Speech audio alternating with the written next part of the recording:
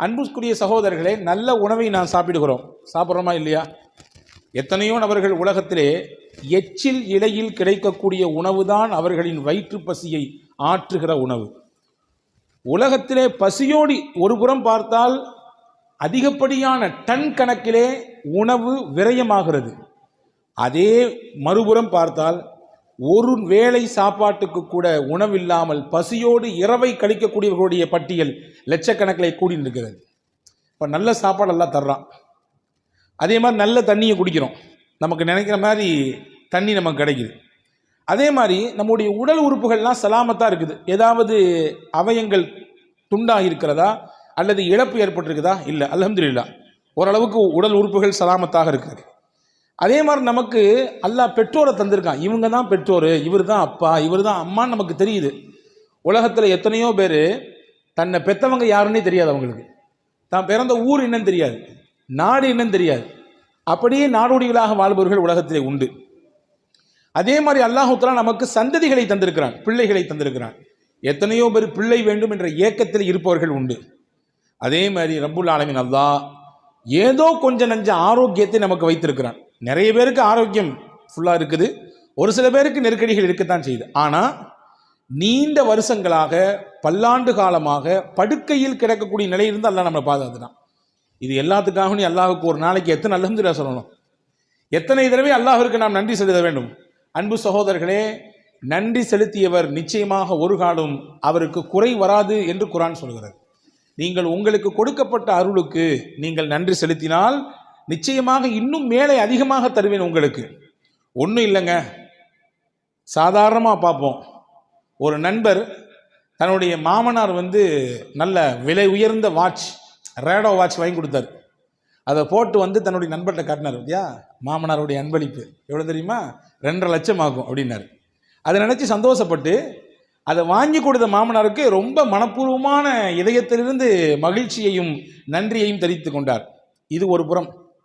நான் கேட்கிறேன், Rado watch வாங்கி கொடுத்த மாமனாருக்கு நன்றி என்றால் அதை கட்டுவதற்கு கையை தந்திருக்கக்கூடிய அல்லாவிற்கு, அந்த மணியை பார்ப்பதற்கு கண்ணை தந்திருக்கக்கூடிய அல்லாவிற்கு, சின்ன முள்ளு இத்தனையில் இருந்தால் பெரிய முள்ளு இத்தனையில் இருந்தால் இத்தனை தான் மணி என்பதை சிந்தித்து உணரக்கூடிய ஆற்றலை, சிந்தனை திறனை தந்த அல்லாவிற்கு எத்தனை நாட்கள் நாம் நன்றி செலுத்த வேண்டும், அல்ஹம்துலில்லாஹ் சொல்ல வேண்டும். அன்பு சகோதரர்களே, 24 மணி நேரமும் உடலிலே ஒவ்வொரு நாளும் இயங்கிக் கொண்டே இருக்கிறது ஒன்று. இரத்தங்கள் சுத்திகரிப்பு செய்யப்பட்டு கொண்டே இருக்கிறது. சிறுநீரகம் அந்த வேலையை மிகச்சிறப்பாக செய்து கொண்டே இருக்கிறது. என்றாவது ஒரு நாள் அதில் ஏதாவது ஒரு சின்ன முடக்கம் ஏற்பட்டு, ஏதாவது ஒரு சின்ன கோளாறு ஏற்பட்டு, இரத்த சுத்திகரிப்பு இல்லை ஆனால் செய்தாக வேண்டும், நீங்கள் என்ன செய்யுங்க, செயற்கையாக போய் டயாலிசிஸ் பண்ணிக்கங்க என்று சொல்லும் பொழுதுதான் இத்தனை ஆண்டுகள், இத்தனை வருடங்கள் அல்லாஹ் நமக்கு எந்த காசையும் வாங்காமல் சுத்திகரித்து கொண்டே இருந்திருக்கிறானே. ஒரு நாளைக்கு டயாலிசிஸ் பண்ணிட்டு வரணும்னா குறைஞ்சது 2500 ரூபாய், கூட்டினது இன்னும் நிறைய போய்கிட்டே இருக்குது. யோசிக்கிறோம், அல்லாஹ் கணக்கிட்டு பாருங்கள், ஒரு நாளைக்கு குறைந்தபட்சம் 1000 என்று போடுங்கள், ஒரு மாதத்திற்கு எவ்வளவு ஆனது, ஒரு வருடத்திற்கு எவ்வளவு ஆகிறது. இதையெல்லாம் வாங்காமல் சீராக அல்லாஹ் நம்முடைய உடலிலே அந்த இரத்தத்தை சுத்திகரிப்பு செய்து இயக்கிக் கொண்டே இருக்கிறான். எத்தனை முறை அல்ஹம்துலில்லாஹ் சொல்ல வேண்டும். யோசித்திருக்கிறோமா? என்றாவது ஒரு நாள் நாம் சாப்பிடுகிறோம், சாப்பிடுகிற உணவெல்லாம் கரைகிறது உள்ளே. எப்படி கரைகிறது? கடினமான பொருளையும் கூட கரைத்து தள்ளி விடுகிறது இல்லையா? பல்லால கூட கடிக்க முடியாது சில பொருளை, ஆனால் எப்படியோ கடிச்சு நறுக்கி முறுக்கி உள்ளே போட்டுடுறோம். ஆனால் பல்லால கூட கடிக்க முடியாத ஒரு பொருள் இந்த வயிற்றுக்குள்ளே போன பிறகு எப்படி அது கரையுது அப்படின்னா, அல்லாஹ் அதிலே ஒரு மகத்துவத்தை வைத்திருக்கிறான். ஒரு சிறப்பான அமிலம், ஹைட்ரோக்ளோரிக் என்று சொல்லக்கூடிய ஒரு அமிலம் உள்ளே சுரக்கிறது. அந்த ஹைட்ரோக்ளோரிக்கு எவ்வளோ பெரிய சக்தி உண்டு அப்படின்னா, ஒரே ஒரு சொட்டு எடுத்து கையில் நீங்கள் வச்சிங்கன்னா இங்கிட்டு வந்துடும். உள்ளங்கையில் மேலே வச்சிங்கன்னா அந்த அமிலத்தினுடைய சக்தி பவர் எவ்வளோன்னா இங்கிட்டு வெளியே வந்துடும். அவ்வளவு பவர்ஃபுல்லானது. ஆனால் அந்த அமிலம் நம்ம வயிற்றினுடைய உள்பாகத்திலே அல்லாஹ் சுரக்க வைத்திருக்கிறான். எதற்கு வைத்தான்? கடினமான பொருள் உள்ளே போனாலும் அதை பஸ்மமாக்கக்கூடிய வேலையை அது செய்கிறது. எத்தனை முறை சாப்பிட்டோடு அல்ஹம்துலில்லாஹ் சொல்ல வேண்டும். போனது செரிக்காமல் நின்று விட்டால், உள்ளே போனது ஏதாவது திட்டுமுட்டாடினால் அன்னைக்கு இரவு தூக்கம் வருகிறதா? அடுத்த நேரம் என்ன நடக்கும் என்ற யோசனை வருகிறதா இல்லையா? அடைக்கிற மாதிரி இருக்குதே, இங்கிட்டு வேற ஓரமாக வலிக்கிற மாதிரி இருக்குதே, என்ன ஆச்சுன்னு தெரியலையே, யோசிக்கிறோமா இல்லையா? உள்ளே போனது செரிக்காமல் வெளியே வராமல் இருந்தால் என்ன நடக்கும் கதை? ஒரு நாள் அல்லாஹ் மனிதனின் பவரை, சக்தியை, அல்லாஹ் பலத்தை எதில் வைத்திருக்கிறான் என்றால் மலத்தில் தான் வைத்திருக்கிறான். மலம் அதிகப்படியாக வெளியே போனாலும் பிரச்சனை, போகாமல் இருந்தாலும் பிரச்சனை இல்லையா? அப்ப செரிக்க செய்கிறானே அல்லாஹ், அவனுக்கு எத்தனை முறை அல்ஹம்துலில்லாஹ் சொல்ல வேண்டும்? எத்தனை முறை அல்ஹம்துலில்லாஹ் சொல்ல வேண்டும்? யோசித்திருக்கிறோமா? அன்பு சகோதரர்களே, செரித்த உணவு வெளியேறுகிறது, ஆனால் தானாக வெளியேறவில்லை. நாம் அதற்கு யோசிக்கிறோம், வெளியே போகணும்னு நினைக்கிறோம், குறிப்பிட்ட இடத்துக்கு போகிறோம், போய் நம்ம அந்த பொசிஷனில் அமர்றோம். அதுக்கு பின்னாடி தான் நம்ம உடல்ல கழிவுகள் எல்லாம் வெளியே போகிறது. என்றாவது ஒரு நாள் இப்படி யோசித்ததுண்டா? உள்ள போக போக ஆட்டோமேட்டிக்காக செரிமானமாகி அது வெளியே வந்தால் என்ன கதியாகும், என்ன மாதிரியான நிலை ஏற்படும்? அல்லாஹ் அதுக்கு தனியாக ஒரு சிஸ்டத்தை வைத்திருக்கிறான். மனிதனுடைய ஆசன வாயிலே கிராக் சிஸ்டம் என்ற ஒரு அற்புதமான ஒரு சிஸ்டம் இருக்கிறது. அந்த சிஸ்டம் என்ன செய்யும்னா, உங்க உணவு வயிற்றுல செரிச்சாலும் தடுத்து அப்படி வச்சிருக்கோம். எதுவரை வச்சிருக்கோம்? நீங்க நினைக்கணும், உங்க மூளைக்கு அந்த செய்தி போகணும், போய் நீங்க பாத்ரூம் போகணுன்ற எண்ணம் வரணும், அந்த இடத்துக்கு போகணும். அதற்கு பின்னால் தான் அந்த சிஸ்டம் தன்னுடைய வேலையை செய்யும். சாதாரணமாக யோசிக்க முடிகிறதா? எனவே தான் ரசூல் இப்படி ஒரு துவா சொல்லி கொடுத்தார்கள், அல்ஹம்துலில்லாஹில்லதீ அஸ்ஹப அன்னியல் அதா வஆஃபானி. எனக்கு நோவையும் கஷ்டத்தையும் தரக்கூடிய இந்த கழிவை என்னிடத்திலிருந்து வெளியாக்கி எனக்கு ஆரோக்கியத்தை தந்த அல்லாவே உனக்கே எல்லா புகழும். அல்ஹம்துலில்லாஹ். எவ்வளோ அழகான வார்த்தை பாருங்க. எனக்கு நோவையும் கஷ்டத்தையும் தரக்கூடிய இந்த கழிவை என்னிடத்திலிருந்து வெளியாக்கி எனக்கு ஆரோக்கியத்தை தந்தாய் அல்லாஹ், அந்த அல்லாவே உனக்கே எல்லா புகழும். ஒவ்வொரு நிமிடமும் ஒவ்வொரு சனப்பொழுதும் அந்த அல்லாவிற்கு எத்தனை முறை அல்ஹம்துலில்லாஹ் சொல்ல வேண்டும்? யோசித்து பார்க்க அன்பு பெருமக்களே. நாம் குடிக்கும் தண்ணீர், உலகத்தை அல்லாஹ் எப்படி அமைத்திருக்கிறான்? 71% நீர், 29% நிலப்பரப்பு. 71%-இலே நாம் குடிக்குவதற்கு தகுதிமிக்க நீர் என்று பார்த்தால் 0.5% தான். மிச்சம் இருக்கிறது ஃபுல்லாமே எல்லாமே உப்பு தண்ணி, அதை பயன்படுத்த முடியாது. அல்லாஹ் சூரா வாக்கையால கேட்குறான். நம்மெல்லாம் ஒவ்வொரு நாளும் சூரா வாக்கையா ஓதணும் வீடுகளில், கண்டிப்பாக ஓதணும். நான் போகிற இடமெல்லாம் சொல்கிறது வாக்கையா ஓதுங்க.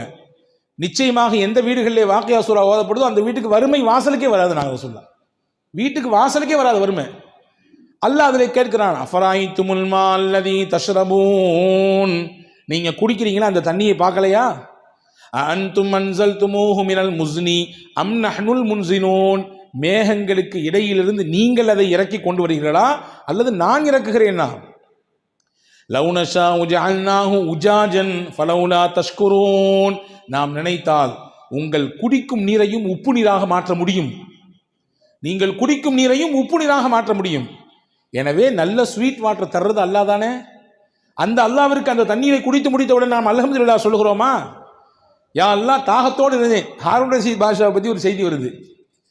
அவருடைய சபைக்கு ஒருத்தர் வந்தாராம், ஒரு பெரியவர், பார்ப்பதற்கு நல்ல தோற்றமுடையவர், நல்ல மனிதர். வந்த உடனே ஹாரூன் ரஷீத் பாஷா கேட்ட, பெரிய மகா சக்கரவர்த்தி அவர், அப்பாசிய ஹலீஃபாக்கள் ரொம்ப பெரிய முக்கியத்துவம் வாய்ந்த ஒரு ஹலீஃபா ஹாரூன் ரஷீத் பாஷா. இப்போ அவர் சொன்னாரம்மா, நீங்கள் ஏதாவது எனக்கு உபதேசம் செய்யணும், நீங்கள் ஏதாவது நல்ல விஷயம் சொல்லுங்கள், நான் கேட்கணும், எனக்கு ஆசையாக இருக்குது அப்படின்னு சொன்ன உடனே அவர் கேட்டாராம், நாளைக்கு மறுமையில் உனக்கு ரொம்ப கடுமையான தாகம் இருக்குது, ஆனால் தண்ணி எங்கேயுமே கிடைக்கல, ரொம்ப டிமாண்டாக இருக்குது தண்ணி, ஆனால் உனக்கு தாகம் தீரலை, உனக்கு தண்ணி வேணும், என்ன செய்வ நீ அப்படின்னு கேட்டாராம். உடனே அவர் சொன்னாராம், என் ஆட்சியில் பாதியை கொடுத்தாவது ஒரு டம்ளர் தண்ணி வாங்கி குடிச்சிருவேன், என் ஆட்சியை பாதியை கொடுத்தாவது நான் தண்ணியை வாங்கி குடிச்சிருவேன் ஒரு டம்ளர். சரி, ரொம்ப சந்தோஷம். அடுத்து கேட்டாராம், குடித்த தண்ணி வெளியாகலை, உள்ள குடிச்சல அந்த தண்ணி சிறுநீர் வழியாக வெளியே போகணுமா கூடாதா? உள்ள தேவையான மினரல்ஸ் எல்லாம் உடம்புக்கு போயிட்டு எதுவெல்லாம் உடம்பிலே கெட்டதாக இருக்கிறதோ கழிவாக இருக்கிறதோ அதுவெல்லாம் சிறுநீர் வழியாக வெளியேறணும், வெளியேற மாட்டேங்குது, பெரிய கஷ்டமா இருக்கு, அதுல என்ன செய்வேன்னு கேட்டாராம். எப்படியாவது மருத்துவர்கள் வச்சு முயற்சிப்பேன், கிடைக்கல, என்ன செய்வேன்? என் ஆட்சியில பாதியை கொடுத்தாவது நான் என்னுடைய உள்ள போன தண்ணியை வெளியேற்றுறதுக்கு என்ன வழி உண்டோ அதற்கான ஏற்பாடு உண்டோ செய்வேன். உடனே அந்த பெரியவர் சொன்னாராம், பார்த்துக்கப்பா, உன் மொத்த ஆட்சியும் ஒரு டம்ளர் தண்ணீருக்கு முடிஞ்சு போச்சு. உன் மொத்த ஆட்சி எதுக்கு தான் சமம்? ஒரு டம்ளர் தண்ணீருக்கு தான் சமம். அல்லாவை பயந்து அல்லாவுக்கு நன்றியோடு வாழ்ந்து கொள். எல்லாம் இருக்கு என்கிட்ட, கார் இருக்குது, நல்லா படிச்சிருக்கேன், நிறைய பேங்க் பேலன்ஸ் இருக்குது, அல்ஹம்துலில்லாஹ் போதுமான அளவுக்கு சொத்து இருக்குது, என்ன வந்தாலும் பார்த்து அப்படின்ற மனப்பால் குடிச்சிட வேண்டாம். எல்லாமே ஒரு டம்ளர் தண்ணீர் தான் இருக்குது. எல்லாத்துக்குமே பாடம் இது. எல்லாத்துக்கும், எனக்கும் பாடம், உங்களுக்கும் பாடம். ஒரு டம்ளர் தண்ணி தான். உள்ள போகலனாலும் பிரச்சனை, போன தண்ணி வெளியே வரலனாலும் பிரச்சனை. எனவே அல்லாஹ்வை பயந்து உன்னுடைய வாழ்க்கையை அமைத்து அல்லாஹ்வுக்கு நன்றி சொல்லு என்று சொன்னார்கள் அந்த பெரியவர் என்பதாக நாம் வரலாற்றை பார்க்கிறோம். அன்பர்களே, குறைவாக என்ன கொடுத்தாலும் அல்ஹம்துலில்லாஹ், நிறைவாக இருந்தாலும் அல்ஹம்துலில்லாஹ். ஆனால் நம்மள பழக்கம் என்ன தெரியுமா? எது நமக்கு கம்மியாக கிடைச்சதோ அல்லது எது கிடைக்கலையோ அதை நினைச்சு அங்கலாய்ந்து கொண்டே இருப்போம். ஏதாவது ஒரு சின்ன பிரச்சனைனாலும் அதை பற்றி புலம்பி தள்ளுவோம். எப்படிங்க இருக்கிறீங்கன்னு யார்ட்டையா கேளுங்களேன். இங்கே அல்ஹம்துலில்லாஹ் நீங்கள் சிறப்பாக சொன்னீங்க, வெளியே கேட்டு பாருங்க, எங்க ஜரத் முதுகு வலி, மூட்டு வலி, அங்க வலி, இங்க வலி, கடையில் பிரச்சனை, வீட்டில் பிரச்சனை என்று நமக்கு எதுவெல்லாம் குறையோ அதை மட்டுமே வெளிப்படுத்துவோம். நிறையின் பக்கத்தை பார்க்கவே மாட்டோம். அன்பர்களே, எது கிடைக்கிறதோ அது குறைவானாலும் அல்ஹம்துலில்லாஹ் என்று சொன்னால் அல்லாஹ் நிறைவாக தருவான். பாருங்கள், ஒரு செய்தியோடு முடிக்கிறேன். பெருமானார் ஸல்லல்லாஹு அலைஹி வஸல்லம், முஸ்னத் அஹமதில் இந்த ஹதீஸ் வருகிறது. ரசூல் ஸல்லல்லாஹு அலைஹி வஸல்லம் வீட்டோடய ஒருத்தர் போனார். ரசூல் ஸல்லல்லாஹு அலைஹி வஸல்லம் என் கையில் கொஞ்சம் பேரிச்சம்பழம் வச்சுருந்தாங்க. அதில் ஒரு பேரிச்சம்பழத்தை எடுத்து அவர் கையில் கொடுத்தாங்க. ஒரே ஒரு பேரிச்சம்பழம், இதை வாங்கிட்டு என்ன செய்கிறது அப்படின்னு திருப்பி கொடுத்துட்டார். அதை என்ன செஞ்சார்? வாங்கி கொடுத்தது நீங்களும் நானும் அல்ல, இறை தூதர் முகமது ஸல்லல்லாஹு அலைஹி வஸல்லம். வாங்கியிருக்கலாம். அவர் ஒன்றை வச்சு எப்படி என்ன ஏன் ஏதாவது யானை பசிக்கு சோள புரியன்னு கேட்பாங்கல்ல, அந்த மாதிரிலாம் கதையாக இருக்குன்னு நினச்சி கொடுத்துட்டாரு திருப்பி. ரசூல் சிரிச்சுக்கிட்டே இருந்தாங்க. அவர் போயிட்டார். இன்னொருத்தர் வந்தார். அதே மாதிரி ரசூல்லா கொடுத்தாங்க ஒரு படத்தை எடுத்து கையில். அவர் ரொம்ப பவ்யமாக குனிஞ்சு வாங்கிட்டார். நபி ஸல்லல்லாஹு அலைஹி வஸல்லம் தர்றாங்க. கொடுத்தது உங்களுக்கான சின்ன பழமாக இருந்தாலும் தர்றது அல்லாஹ்வின் தூதர். எனவே ரொம்ப மரியாதையாக வாங்கினார். ரசூல் ஸல்லல்லாஹு அலைஹி வஸல்லம் என்ன செஞ்சாங்க? உள்ள உம்மு சலமா ரதியல்லாஹு ஒருத்தர் ஒரு பிள்ளையை அனுப்பி ஒரு 40 திர்ஹம் கையில் இருக்கு, வாங்கிட்டு வாங்கினாங்க. உள்ள உம்மு சலமா அம்மாட்ட 40 தங்க காசு இருக்கு, வாங்கிட்டு வாங்கினாங்க. அந்த புள்ள போய் வாங்கிட்டு வந்தார். ரசூல் ஸல்லல்லாஹு அலைஹி வஸல்லம் அந்த ஒரு பேரிச்சம்பழத்தை ரொம்ப அருமையாக வாங்கி அல்ஹம்துலில்லாஹ் சொன்னார்ல, அவர் கொடுத்தாங்க. நீ அல்ஹம்துலில்லாஹ் சொன்னதுனால அல்லாஹ் உனக்கு கொடுத்த கிஃப்ட் இதுன்னாங்க. கிடைச்சது கொஞ்சம் தான் நினைச்சு நீ அங்கலாயவில்லை, நீ வருத்தப்படல, நீ அதை நினைச்சு புலம்பல, இதை வச்சு என்னத்தை பண்றது அப்படின்னு நினைக்கல. ரசூல் கொடுத்துருக்காங்க அல்ஹம்துலில்லாஹ் என்று சொல்லி வாங்கிட்டல்ல, அல்லாஹ் உனக்கு 40 திருப்பி தர்றான். நீ சொன்னதுக்காக வேண்டி அல்லாஹ் கொடுக்குற 40 அப்படின்னு சொல்லி ஒரு ஹதீஸ் சொன்னாங்க. மா நஅமல்லாஹு அலா அப்தின் நிஅமா ஃபகால அல்ஹம்துலில்லாஹ் இல்லா கானமா உஅதிய கஸீரம் மிம்மா உகித. அல்லாஹ் எந்த ஒரு அடியானுக்கு தன் புறத்திலிருந்து ஒரு அருளை கொடுக்கிறானோ அதை வாங்கி கொண்டு அவர் அல்ஹம்துலில்லாஹ் என்று சொன்னால் கொடுத்ததை விட அல்லாஹ் அதிகமாக கொடுப்பான். என்ன கிடைத்ததோ அதை விட அல்லாஹ் அதிகமாக கொடுப்பான். இதுதான் பழக்கம். இந்த உயர்ந்த பண்பு முஸ்லிம்களிடத்தில் இருக்க வேண்டும் என்று குர்ஆன் விரும்புகிறது. எனவே சொர்க்கவாதிகளின் பேச்சாகும் மூச்சாகும் அல்ஹம்துலில்லாஹ் இருக்குது. நீங்களும் உங்களுடைய வாழ்க்கையில உங்க அல்ஹம்துலில்லாஹ்வை நீங்க பேச்சாகும் மூச்சாகும் அமைத்து கொண்டால் உங்களுக்கும் அந்த உயர்ந்த சொர்க்கத்தை போய் சென்றடைய முடியும் என்கின்ற அழகிய விஷயத்தை அல் குர்ஆனிலே சூரா யூனுஸ் என்கின்ற அத்தியாயத்தின் இந்த வசனத்தின் வழியாக நமக்கு அல்லாஹ் எடுத்து எம்புகிறான். இன்ஷா அல்லாஹ் சொல்லலாமா? எல்லாரும் அல்ஹம்துலில்லாஹ். அல்லாஹு தஆலா தௌஃபீக் செய்வானாக.